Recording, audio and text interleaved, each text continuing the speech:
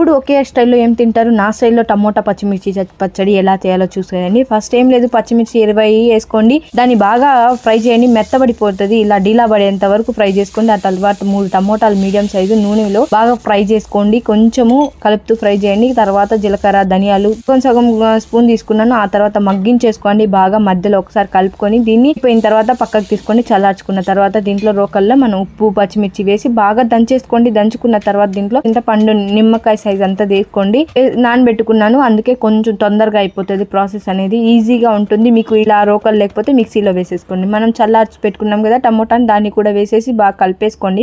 దీని తర్వాత మనము టేస్ట్ చూసుకుందాం, ఉప్పు కరెక్ట్ గా ఉందా లేదా అని. ఈ స్టేజ్ లోనే వేసేసింది, తొందరగా కలిసిపోతుంది ఉప్పు అనేది. పక్కకు తీసుకోండి. తర్వాత ఒక ఎర్రగడ్డని దంచుకోండి, లేకపోతే ఎందుకు ఇప్పుడు వేసాను అనుకుంటున్నారు, పచ్చళ్ళలోనే వేయచ్చు కదా అంటే కళ్ళల్లోకి చిందుతుంది, కచ్చబచ్చగానే ఉండాలి, అప్పుడు నంచుకొని బాగుంటది గడ్డ అనేది. ఇంతే అండి, సింపుల్ గా అయిపోతుంది. మీకు ఎలా కుదిరిందో కామెంట్ చేసి చెప్పండి. ఇంకా లైక్ చేయండి, షేర్ చేయండి, ఇంకా సబ్స్క్రైబ్. నచ్చిందా?